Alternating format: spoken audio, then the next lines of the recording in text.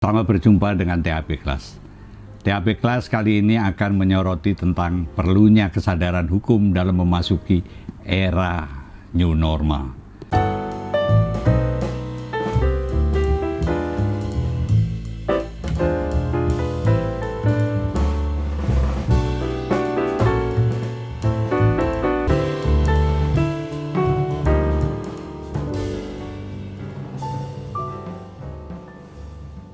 Era new normal adalah masa di mana pemerintah mengambil kebijakan untuk menjalankan kepentingan ekonomi dan kesehatan secara bersama-sama, berlandaskan kesiapan masyarakat untuk hidup sehat selama pandemi COVID-19 sampai ditemukan vaksin COVID-19.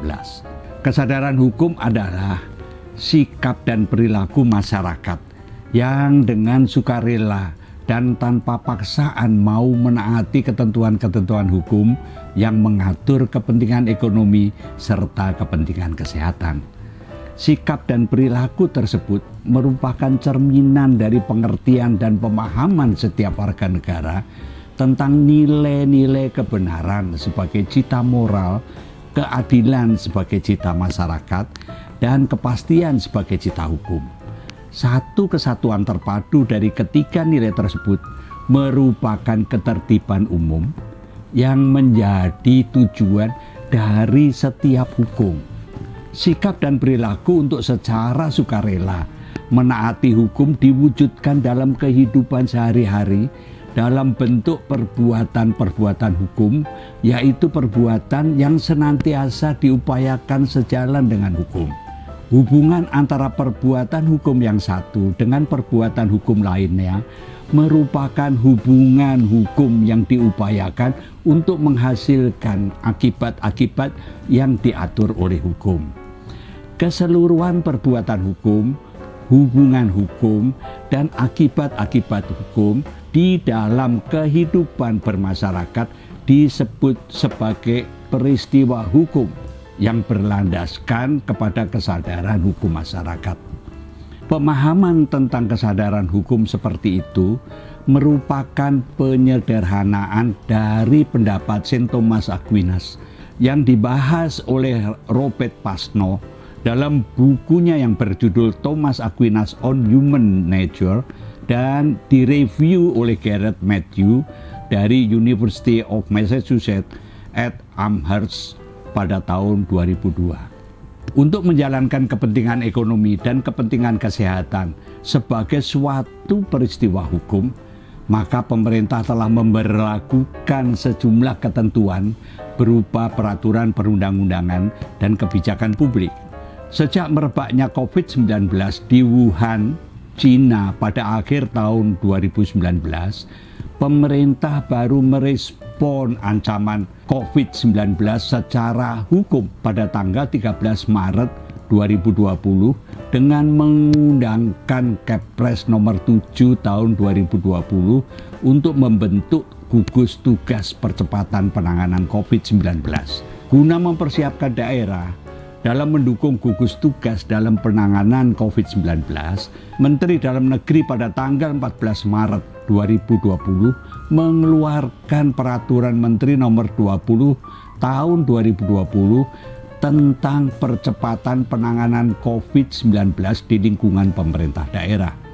Oleh karena kesiapan daerah tersebut tentunya memerlukan dana, maka Menteri Keuangan pada tanggal 16 Maret 2020 segera mengundangkan Peraturan Menteri Keuangan Nomor 19 Tahun 2020 tentang penyaluran dana bagi hasil, dana alokasi umum, dan dana insentif daerah dalam rangka penanggulangan COVID-19.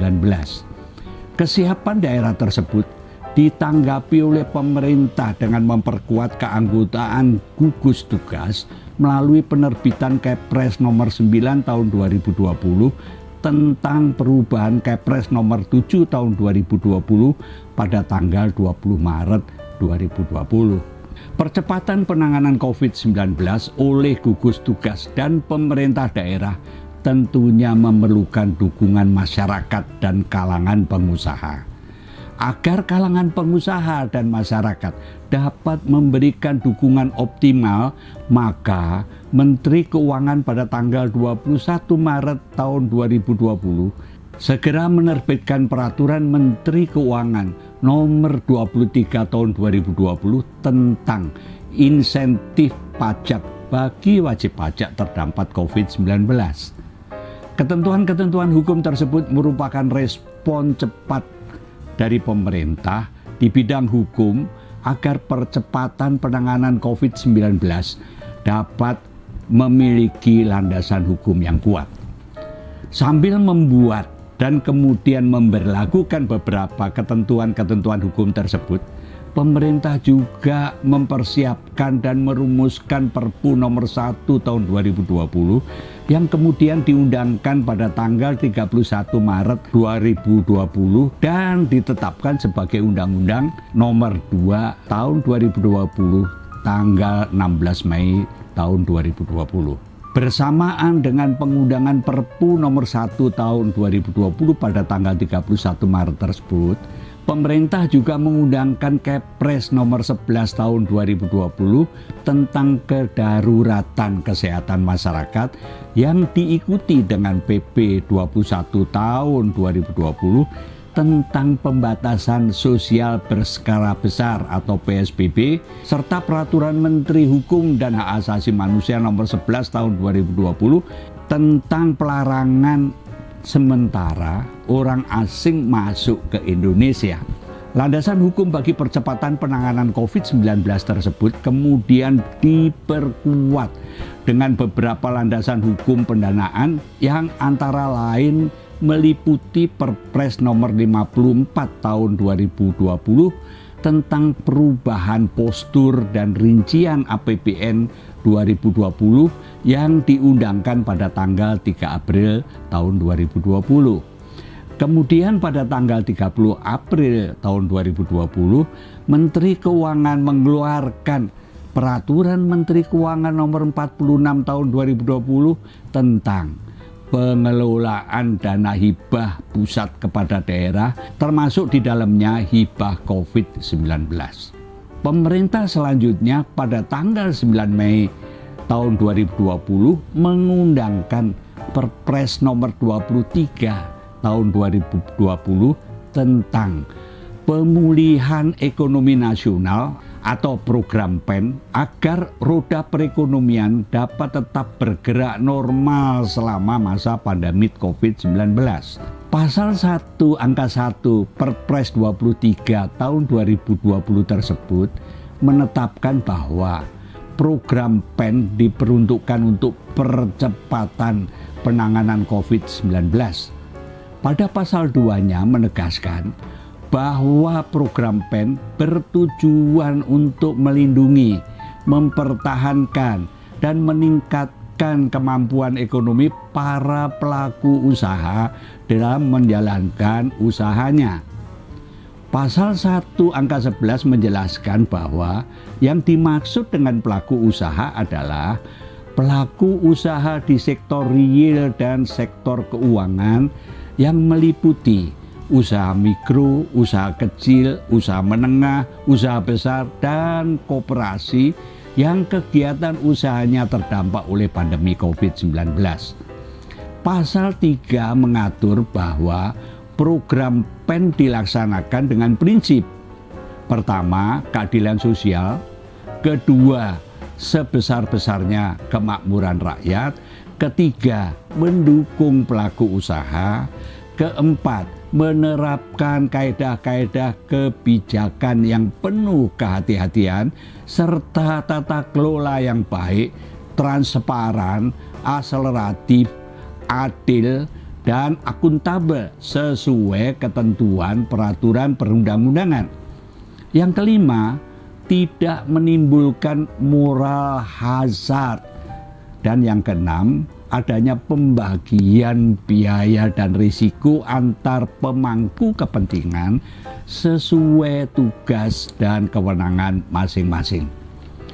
Pasal 1 angka 2 sampai dengan 5 menjelaskan bahwa Program PEN dilaksanakan melalui penyertaan modal negara di BUMN, penempatan dana pemerintah di bank umum tertentu, investasi jangka panjang oleh pemerintah untuk memperoleh manfaat ekonomi, sosial, dan manfaat lainnya, serta penjaminan oleh penjamin kepada penerima penjaminan atas pemenuhan kewajiban finansial. Agar maksud dan tujuan Perpres 23 tahun 2020 tersebut dapat terwujud, maka pelaksanaan program PEN harus disertai dengan kewajiban pelaku usaha untuk berbagi dalam berbagai bentuk dan cara sesuai dengan kerangka percepatan penanggulangan COVID-19 berdasarkan prinsip-prinsip yang telah diatur di dalam pasal 3 Perpres nomor 23 tahun 2020.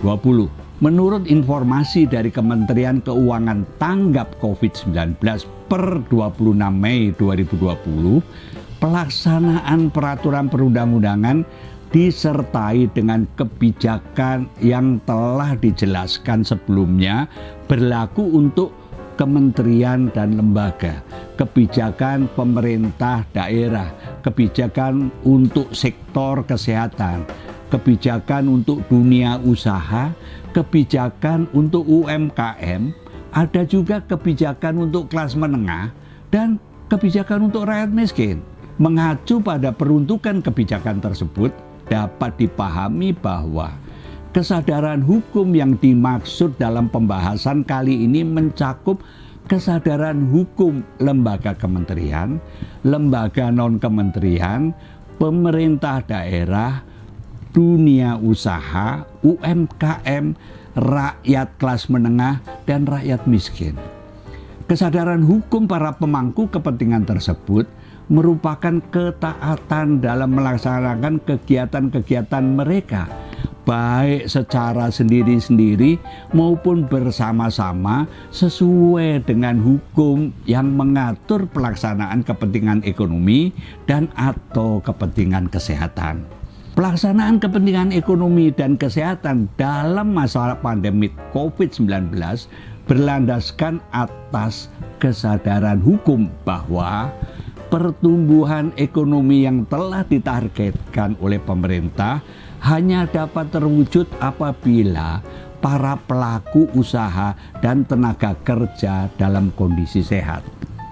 Sebaliknya, tujuan untuk menghentikan COVID-19 agar para pelaku usaha dan masyarakat dapat hidup sehat dan layak hanya akan terwujud apabila tersedia dukungan dana yang cukup yang dihasilkan oleh kegiatan ekonomi. Kebutuhan para pemangku kepentingan akan kepentingan ekonomi dan kesehatan hendaknya direalisasikan dengan mengkaitkan peristiwa hukum yang satu dengan peristiwa hukum lainnya dalam mewujudkan tujuan pertumbuhan ekonomi dan tujuan kesehatan yang telah ditargetkan. Kebersamaan para pemangku kepentingan yang berbasis pada kesadaran hukum hendaknya dipererat dengan penerapan prinsip-prinsip good governance yang meliputi keterbukaan atau transparansi, akuntabilitas atau accountability, pertanggunggan jawab atau responsibility, independensi, serta kesetaraan dan kewajaran atau fairness. Untuk menggerakkan roda perekonomian dalam masa pandemi COVID-19 ini, pemerintah telah memberikan berbagai macam fasilitasi keuangan, termasuk pemberian stimulus modal kerja bagi dunia usaha dalam jumlah yang cukup besar berdasarkan landasan hukum, pendanaan, dan ketentuan hukum terkait lainnya. Dalam kaitannya dengan pemberian stimulus modal kerja bagi dunia usaha tersebut, kesadaran hukum pemerintah sebagai pemberi stimulus dan kesadaran hukum dunia usaha sebagai penerima stimulus hendaknya dapat menggerakkan keduanya untuk menerapkan prinsip concentrated cost, and diffuse benefit. Artinya pemberian stimulus tersebut hendaknya dilandasi oleh itikat baik dari pemerintah dan dunia usaha, berlandaskan kesadaran hukum untuk menanggung seluruh beban yang timbul dari penggerakan roda ekonomi dalam kerangka percepatan penanganan COVID-19 demi sebesar-besarnya manfaat bagi seluruh rakyat Indonesia.